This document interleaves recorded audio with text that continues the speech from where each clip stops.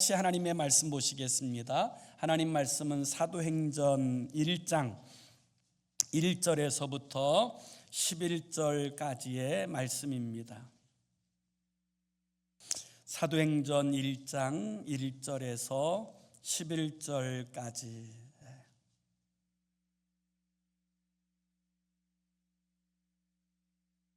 우리 다 찾으셔서 함께 한 목소리로 같이 읽습니다. 시작. 데오빌로여, 내가 먼저 쓴 글에는 무릇 예수께서 행하시며 가르치시기를 시작하심부터 그가 택하신 사도들에게 성령으로 명하시고 승천하신 날까지의 일을 기록하였노라. 그가 고난받으신 후에 또한 그들에게 확실한 많은 증거로 친히 살아계심을 나타내사 40일 동안 그들에게 보이시며 하나님 나라의 일을 말씀하시니라. 사도와 함께 모이사 그들에게 분부하여 이르시되 예루살렘을 떠나지 말고 내게서 들은 바 아버지께서 약속하신 것을 기다리라. 요한은 물로 세례를 베풀었으나 너희는 몇 날이 못되어 성령으로 세례를 받으리라 하셨느니라. 그들이 모였을 때에 예수께 여쭈어 이르되 주께서 이스라엘 나라를 회복하심이 이때니까 하니 이르시되 때와 시기는 아버지께서 자기의 권한에 두셨으니 너희가 알 바 아니요 오직 성령이 너희에게 임하시면 너희가 권능을 받고 예루살렘과 온 유대와 사마리아와 땅 끝까지 이르러 내 증인이 되리라 하시니라. 이 말씀을 마치시고 그들이 보는 데 올려져 가시니 구름이 그를 가리어 보이지 않게 하더라. 올라가실 때에 제자들이 자세히 하늘을 쳐다보고 있는데 흰옷 입은 두 사람이 그들 곁에 서서 이르되 갈릴리 사람들아 어찌하여 서서 하늘을 쳐다보느냐. 너희 가운데서 하늘로 올려지신 이 예수는 하늘로 가심을 본 그대로 오시리라 하였느니라. 아멘. 2025년 새해를 준비하면서 어떤 말씀으로 함께 주의 말씀을 묵상할까에 관한 여러 고민들을 가지고 기도하다가 사도행전에 관한 말씀으로 함께 말씀을 나눠야 되겠다 이렇게 생각을 해서 오늘부터 사도행전에 관한 말씀을 함께 묵상하려고 합니다. 사도행전의 저자는 의사인 누가입니다. 사도 바울의 동역자이고 또 누가복음을 기록한 저자이기도 하지요. 이 사도행전은 우리들에게 있어서 교회가 어떻게 시작되고 그리고 어떻게 진행되고 어떤 결실과 열매로 나아가야 되는지를 가장 잘 보여주는 성경이라고 이야기할 수 있습니다. 그래서 오늘부터 우리가 이 사도행전의 말씀들을 추적하는 동안에 우리가 해야 될 일이 무엇이고 정말 교회가 바로 서기 위해서 어떤 사역에 나아가야 되는지를 힘써 배우는 그런 시간이 되어질 수 있기를 원합니다. 스위스의 사업가로 알려진 장 앙리 뒤앙이라고 하는 사람이 있습니다. 그 사람은 금수저, 소위 금수저 출신의 그 집안에서 태어나서 부유하게 자랐던 사람이고요. 또 우리와 같은 리폼 철치 개혁주의 교회의 성도였습니다. 그러던 어느 날 이제 그의 마음속에 꿈 하나가 생겼는데요. 그는 그 당시에 전 세계에 가장 영향력을 가지고 있는 나폴레옹을 만나서 그와 이제 중요한 이제 계약들을 행해야 되겠다 이런 꿈이 이제 생겨나기 시작했습니다. 그가 나폴레옹을 만나려고 하는 두 가지 목적이 있는데 그 첫 번째는 개인 대 개인으로 만나는 그 명예를 한번 얻고 싶다라고 하는 야망이 있었고요. 또 하나는 이제 경제 사찰단으로 이제 함께 만나서 스위스와 이 불란서의 이 경제적 교류와 협력을 통하여서 또 나라에도 이바지하는 근데 그런 목적을 가지고 이제 나아가고자 했습니다. 그리고 스위스에서 드디어 허락을 받아서 이제 경제 사절로서 나폴레옹을 만나기 위해서 프랑스 파리에 도착합니다. 드디어 그가 그동안 오랫동안 꿈꾸며 기다려왔던 그 목적을 이룰 수 있는 찰나에 다가왔지요. 그런데 하필이면 마침 그가 도착하는 날 전쟁은 일어났고 나폴레옹은 출정하였다라는 소식을 듣습니다. 그동안 오랫동안 꿈꿔왔던 그 꿈이 하루아침에 산산조각 나는 그런 이제 경험을 하게 되어진 것입니다. 그렇지만 이 뒤양은 그곳에 머물지 않고 끝까지 찾아가 봐야 되겠다 생각을 해서 이 전쟁터까지 이제 함께 나아가게 되어집니다.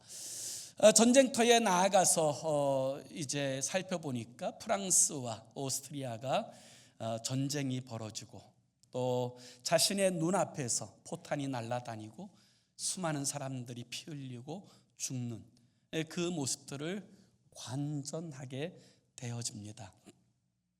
그 경험들을 통하여서 너무너무 그는 굉장한 큰 충격을 받았고요.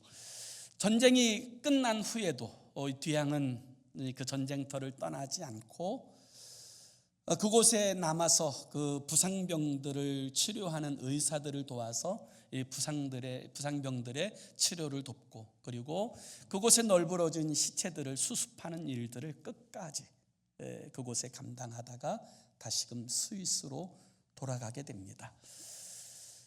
그 당시에 황제요 장군이었던 나폴레옹을 만나서 자신이 그동안 오랫동안 꿈꾸어왔던 원대한 그 꿈을 이룰 기회는 완전히 박살나 버렸지만 그가 다시 스위스로 돌아가면서 그에게는 또 다른 하나의 꿈이 생겨나기 시작했습니다.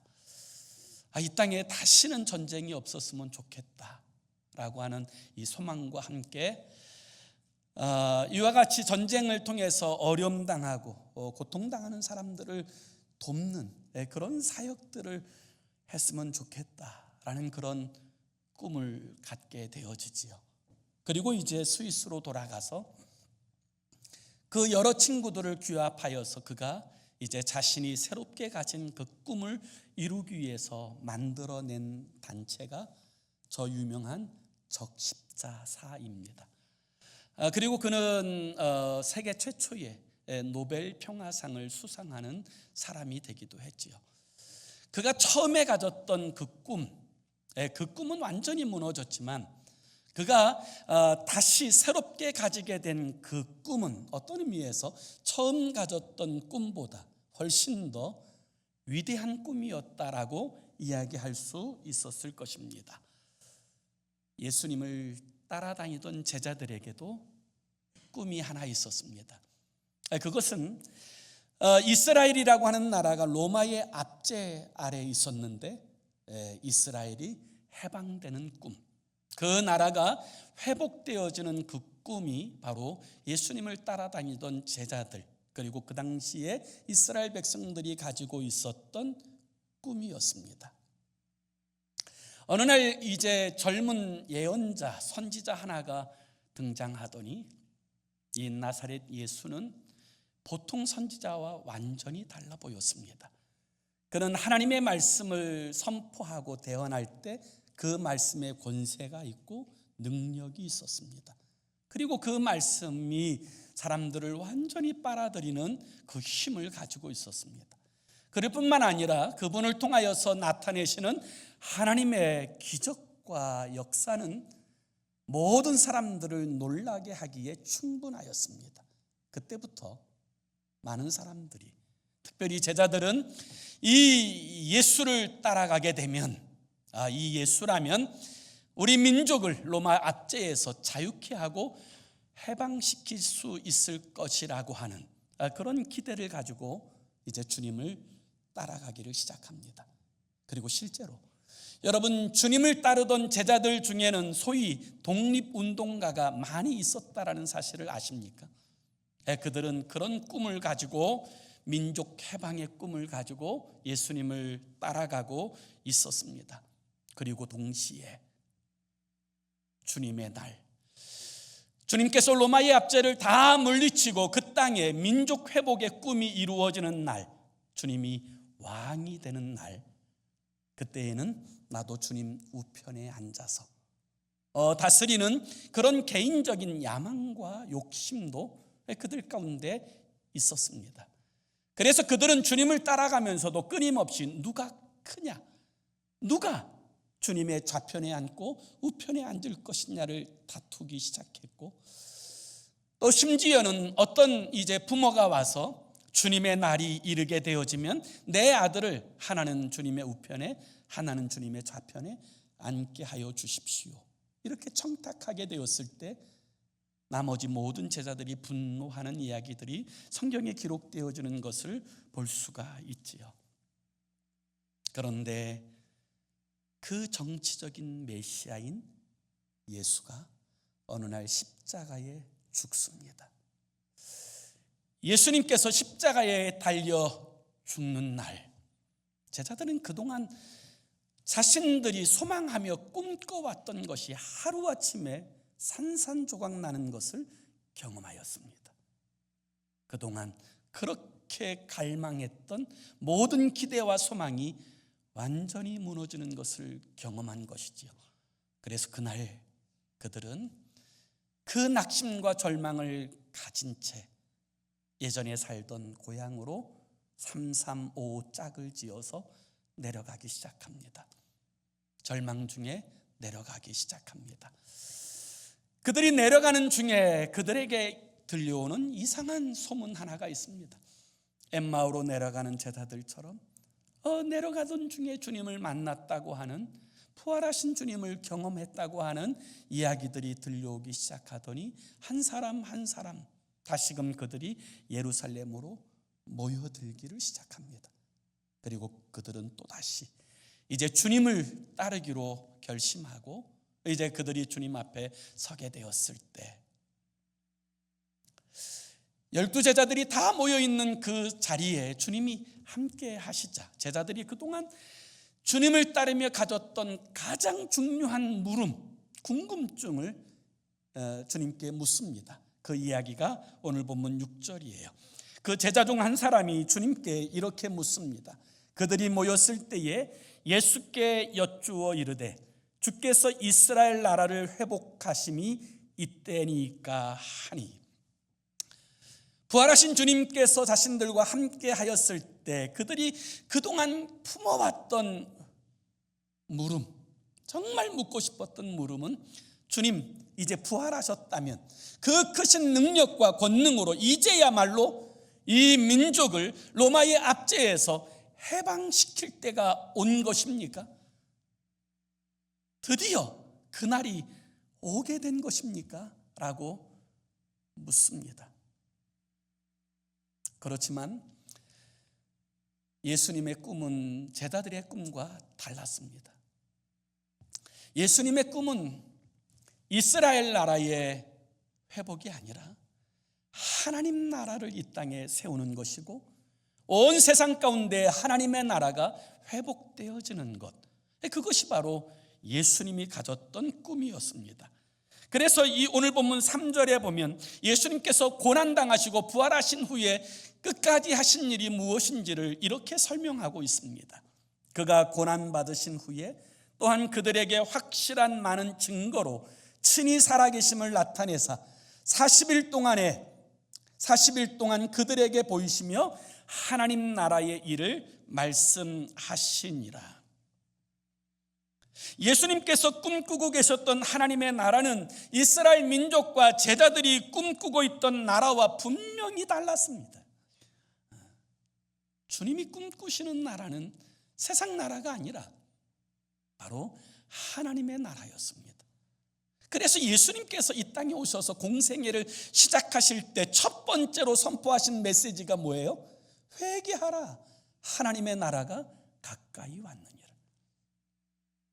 주님은 하나님의 나라를 이 땅에 이루어내시기 위하여 오셨고 그 하나님의 나라를 세우시기 위하여 고난당하시고 부활하셨습니다.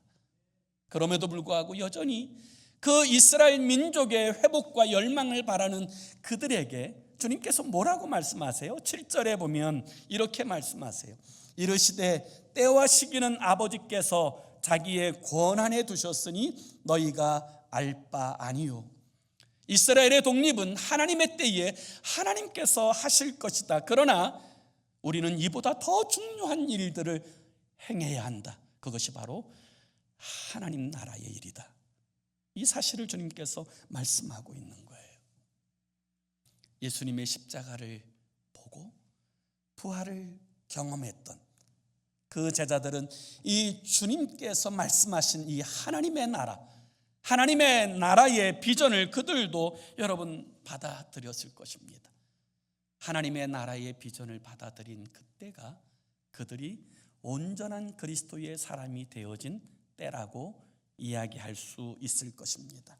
사랑하는 여러분, 우리가 하나님의 나라의 꿈을 택하고 주님의 명령에 아멘으로 순종하는 순간 우리는 그리스도인이 되는 것입니다. 그리고 주님은 우리를 통하여 우리의 가정과 우리의 삶에 하나님의 나라를 세워가시는 줄로 믿습니다. 그것이 하나님께서 우리를 부르신 목적이라고 이야기할 수가 있게 되어지는 것입니다. 이것이 우리가 일평생 꿈꿔야 될 꿈이고 영원히 꿔야 될 꿈인 줄로 믿습니다. 이것이 우리가 분명히 붙들어야 될 소망입니다. 하나님의 나라가 이 땅에 임하는 것, 하나님의 뜻이 이 땅에서 성취되어지는 것, 아버지의 이름이 영광을 받으시는 것, 그것이 우리가 이 땅에서 성취해야 될 가장 중요한 사명이고 우리에게 맡겨주신 가장 중요한 사역이라는 사실들을 우리가 인정하고 그것을 쫓아 행하여 살아가게 될 때 그는 하나님 앞에 영광스러운 존재로 쓰임바 되어질 줄로 믿습니다. 보리스 콤펠드라고 하는 유대인 의사가 예전 소련에서 살았는데 그 보리스 콤펠드는 스탈린이 신이 아니다라고 하는 이 사실을 사람들 가운데서 이야기했다는 죄목 때문에 강제노동 수용소에 갇히고 맙니다. 그리고 그 강제노동 수용소에서 그에게 주어진 역할은 그가 의사이기 때문에 환자들이 그를 찾아오면 아무 문제 없음, 건강함이라고 그 이제 보건수첩에다가 기록해서 다시 일하도록 보내는 것입니다. 그래서 이 소련 당국, 공산당 당국에서는 이 포로 수용소나 이 이제 그 수용소에 들어온 사람들이 다 일하다가 죽는 것, 그것이 그들의 정책이라는 사실을 분명하게 그에게 이야기하고 그 일만을 하도록 강요하였습니다. 그럼에도 불구하고 이 보리스 콤펠드는 그 의사의 양심을 가지고 또 그리고 인간의 양심을 가지고 자신에게 오는 이 환자들을 지극정성으로 돌보기 시작합니다. 그러자 당국에서는 그에게 경고를 보냅니다. 다시 한번 사람들을 살리면 네가 대신 죽는다. 이 분명한 경고를 받음에도 그 일을 멈추지 않는 그를 어느 한 그리스도인이 전도하여 복음을 전하고 전도합니다. 그리고 이 보리스 콤필드는 그 자리에서 예수 그리스도를 자신의 주님으로 영접하게 되어져요. 그리고 나서 이 수용소 안에 자신을 위해서 기도하는 그 지하교회 성도들이 있다라는 사실을 알고 나서부터는 그는 복음의 빚진 자의 심정을 가지고 그 자신에게 온 환자들을 더 적극적으로 돌보고 사랑으로 그들을 살피기 시작합니다.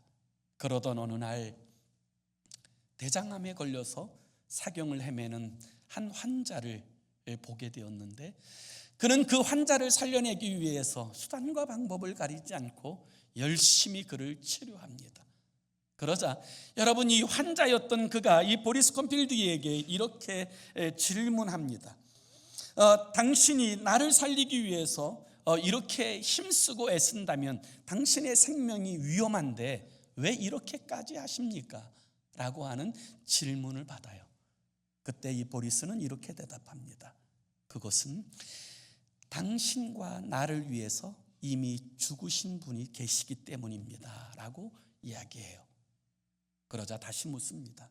그가 누굽니까? 그때 보리스는 이렇게 말합니다. 그가 예수 그리스도이십니다. 얼마 후에 이 보리스 콤필드가 그 환자를 살리기 위해서 그와 같이 행했다는 사실이 당국에 발각되면서 그는 공개 처형을 당합니다. 모든 사람들이 보는 앞에서 그가 공개 처형을 당하게 되었을 때 그가 죽는 그 순간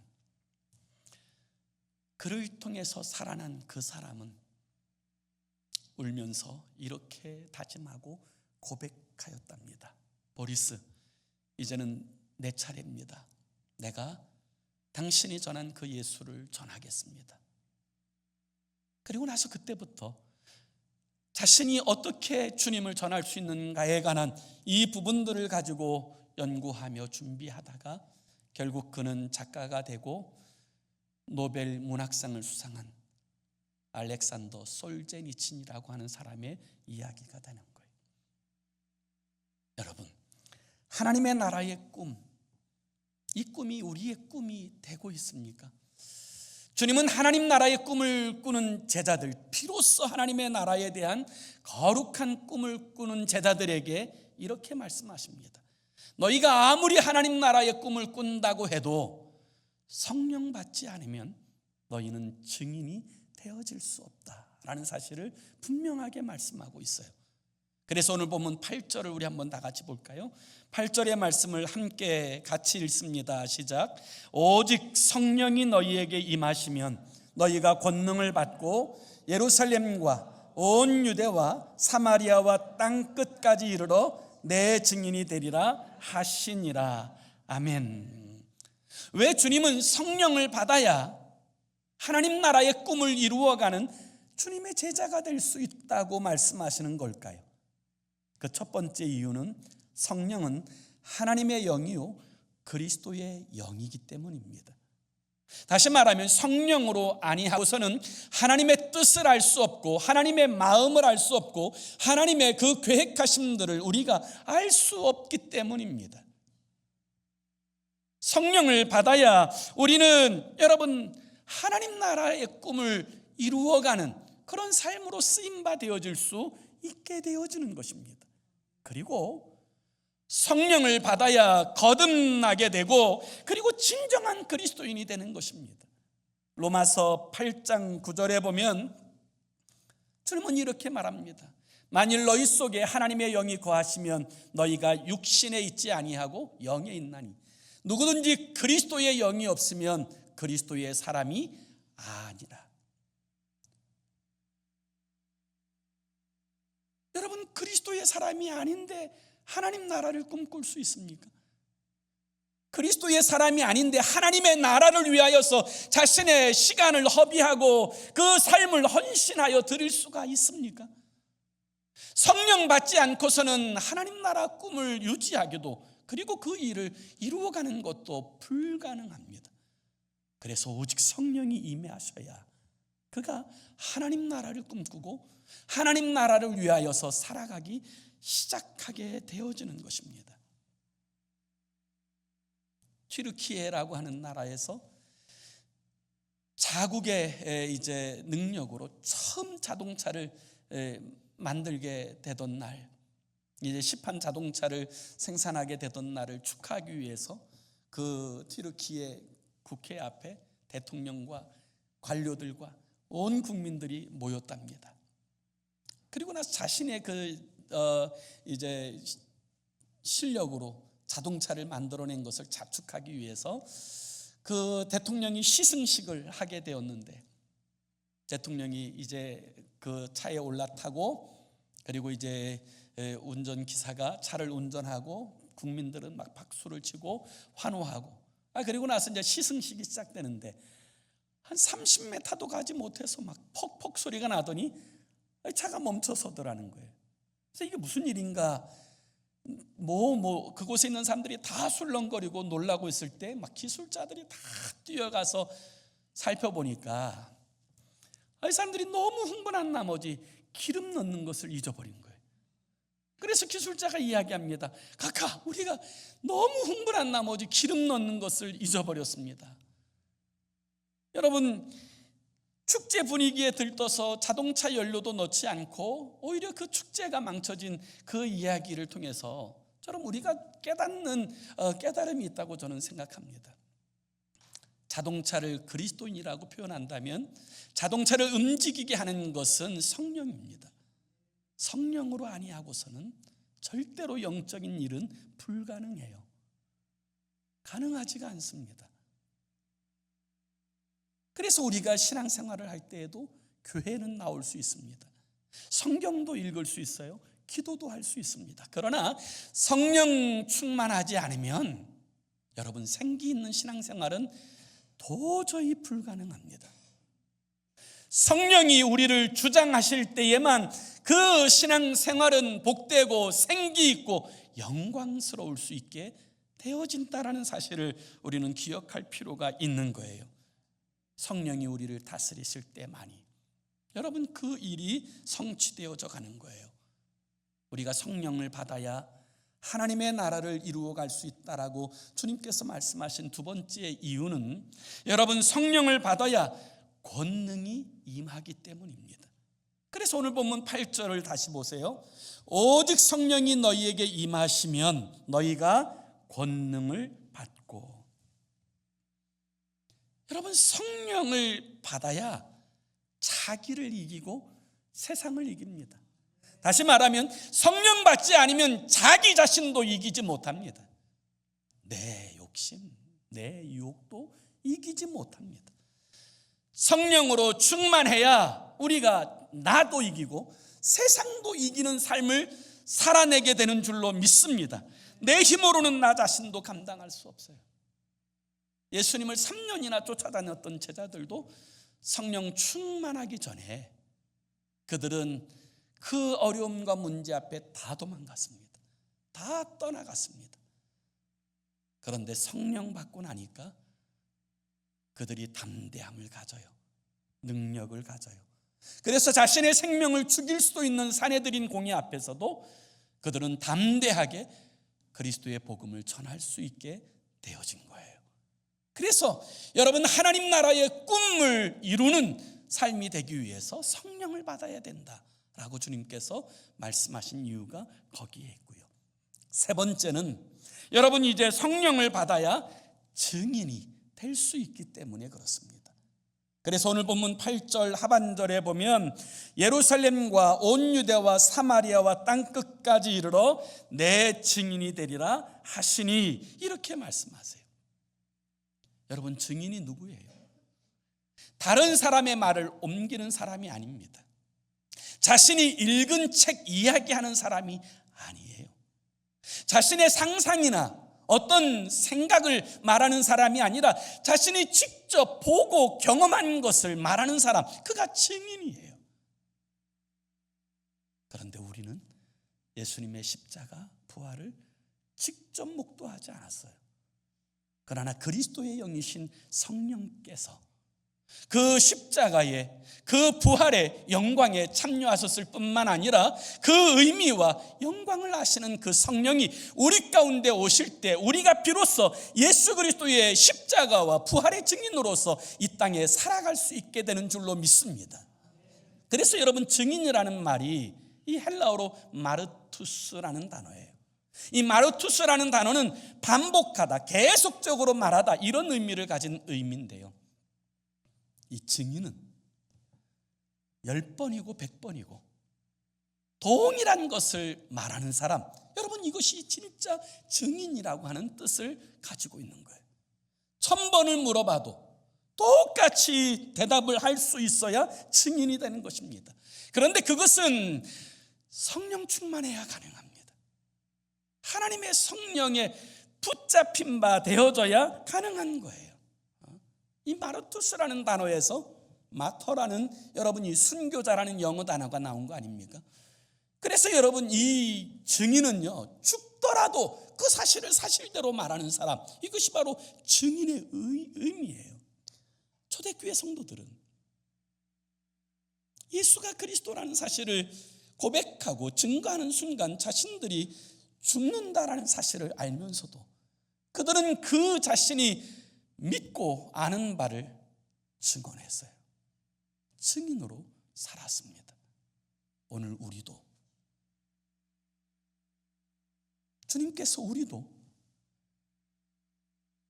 하나님 나라의 복음을 위한 증인으로 우리를 부르신 줄로 믿습니다. 그 역할을 감당하기 위해서는 오직 성령으로 충만해야 돼요. 그리고 우리가 그 일들을 효과적으로 감당하기 위해서는 여러분, 우리는 단순해져야 합니다. 다시 말하면 주님의 말씀을 바르게 단순하게 여러분 증거하고 선포할 필요가 있고요, 우리의 삶이 이 사역에 여러분 단순하게 집중할 필요가 있다고 믿습니다. 그렇지 않으면 우리는 어떤 일도 감당할 수 없게 되어질 것이기 때문에 그래요. 제가 신학대학교 다니면서부터 좋아했던 운동 하나가 있어요. 그게 볼링이에요. 신학대학교 다니면서 이제 볼링을 배우기 시작하고 정말 열심히 쳤어요. 그리고 우리 동기들 중에서는 또 이렇게 연세 많이 드신 또 이제 분들도 계셨는데, 이분들하고 이제 볼링장에 가면 그 볼링장에서는 또 학생들에게 할인을 해주는데, 이 연세 많이 드신 할아버지 뭐 이렇게 목사님들, 다시 재교육하시는 분들이 같이 가니까 이 볼링장 직원들이 어디 저 경로대학이냐고 묻기도 하고 뭐 그러시는데, 그럴 만큼 막 열심히 다녔던 기억이 나요. 근데 이 볼링이라고 하는 이 운동은요, 사실 종교개혁자인 마틴 루터가 만들어낸 운동이에요. 그가 로만 캐톨릭의 그 핍박과 억압 아래서 도망다니던 그 시간에 무료함을 이제 견디지 못해서 핀을 세워놓고 이 볼을 굴려서, 그 핀을 마귀라고 생각하고 볼을 굴려서 쓰러뜨리는 운동, 이게 볼링의 시초거든요. 그래서 저는 이 볼링이 제일 성경적 운동이 아닌가 이런 생각을 하였던 적이 있어요. 그래가지고 막 열심히 다녔었는데요, 여러분, 이 볼링은요, 이 세워진 10개의 핀을 쓰러뜨리는 것이 목적인 운동이에요. 이 10개의 핀을 다 쓰러뜨리면 스트라이크라고 표현합니다. 그런데 이 10개의 핀을 다 쓰러뜨리는 방법은 하나예요. 제일 첫 번째 핀을 쓰러뜨려야 그게 가능한 거예요. 그래서 이 첫 번째 핀을 킹핀이라고 이야기합니다. 그래서 여러분, 볼링을 치다 보면 하수들은요, 이 핀 10개를 다 보고 공을 굴립니다. 그러나 고수는 가장 앞에 있는 킹핀 하나만 바라보고 공을 굴리는 거예요. 여러분, 단순함이라는 것이 저는 그렇다고 생각합니다. 돋보기로 온 사방을 비출 수 있지만, 여러분, 돋보기가 불을 내기 위해서는 초점을 맞추고 한 곳에 집중할 때 불을 낼 수 있는 것처럼요, 우리의 사역과 삶의 자리에서도 이 단순함을 가지고 주의 복음을 전할 때에만이 이 땅 가운데 하나님의 나라가 세워져 가게 될 줄로 믿습니다. 온갖 세상 일들을 다 하면서는 절대로 하나님의 나라를 세워갈 수 없어요. 성경에도 보면 여러분, 가장 강력한 사람들이 누굽니까? 세상에는 열수, 백수, 천수를 보는 사람도 있어요. 그런 사람들을 어떻게 이깁니까? 그런데 성경에 그런 사람들을 이기는 사람이 있어요. 누구냐면 단수의 사람이에요. 솔로몬은 처음에 단수의 사람이었어요. 1,000번제를 드리며 하나님을 의지하였을 때 그를 당할 자가 없었어요. 그런데 노년이 되자 온갖 경우의 수들을 다 쓰고 외교의 수를 쓰고 군사의 수를 쓰다가 무너져 버리고 말았어요. 그러나 다윗은 단수의 사람입니다. 다른 어떤 방법도 쓰지 않아요. 하나님께 묻습니다. 그리고 하나님의 말씀에 순종합니다. 그러자 다윗을 감당할 수 있는 사람은 아무도 없었어요. 언제나 연전연승하는, 승리하는 삶을 살았어요. 오늘 우리들의 삶의 자리에서도 이 믿음이 필요한 줄로 믿습니다. 하나님이 우리의 주인이십니다. 하나님이 우리를 책임지실 것입니다. 하나님께서 우리를 이끌어 가실 줄로 믿습니다. 모든 염려, 근심, 걱정 다 맡겨버리고 하나님의 주인 되심을 인정하는 믿음으로 살아내는 것, 이게 하나님의 사람들이 살아내는 거예요. 그런데 내가 마치 주인인 것처럼 열수 앞을 생각해보고 백수 앞을 생각해보고 천수 앞을 생각한들, 여러분, 그것이 어떻게 성취되고 그것이 어떻게 하나님의 영광이 되겠어요?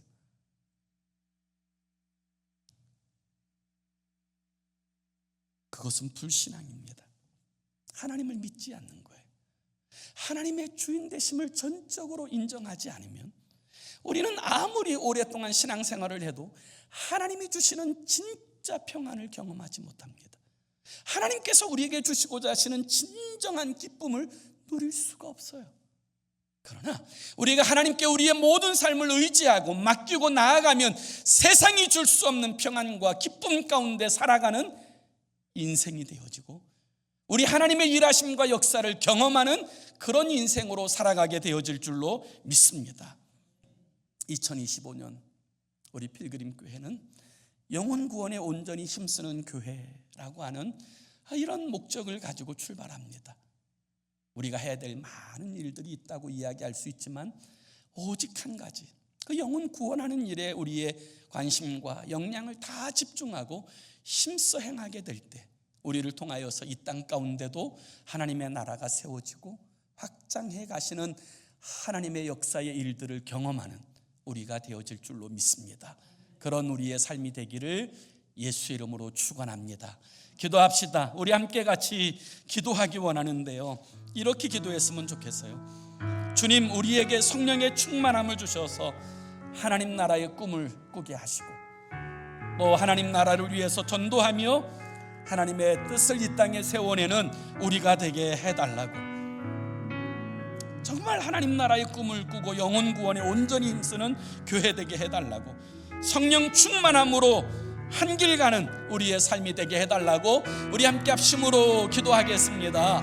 살아계신 하나님 아버지, 우리로 하여금 오직 한 길, 우리를 향하여서 주님께서 하시고자 하시는 그 선한 사역에 집중하며 아버지, 이 땅에서 무엇을 먹을까, 무엇을 마실까, 무엇을 입을까에 매여 살아가는 인생이 아니라 너희는 먼저 그의 나라와 그의 의를 구하라. 그리하면 이 모든 것을 너희에게 더하시리라 하신 우리 주님의 약속을 신실하게 붙들고 믿음으로 살아가는 주의 사람이 되게 하여 주옵소서.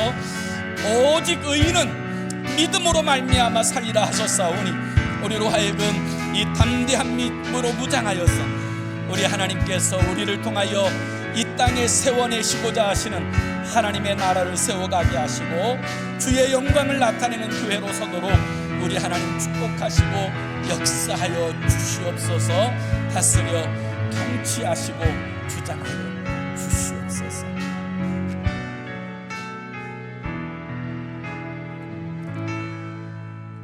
사랑하는 주님, 우리의 삶의 자리에서 우리 하나님을 신뢰하지 못함으로 우리가 갖고 살아가는 불신앙, 염려, 근심을 십자가에 못 박게 하여 주시고 너희는 먼저 그의 나라와 그의 의를 구하라. 그리하면 이 모든 것을 너희에게 더하시리라 하신 우리 주님의 말씀을 신뢰함으로 믿음으로 행하여 살아가는 우리가 되게 하여 주옵소서. 우리를 통하여 우리의 가정, 우리의 이웃, 또 이 땅 가운데 하나님의 나라가 세워지고 확장되어져 가는 놀라운 결실과 열매가 있도록 축복하여 주시옵소서. 예수 그리스도의 이름으로 기도 올리옵나이다. 아멘.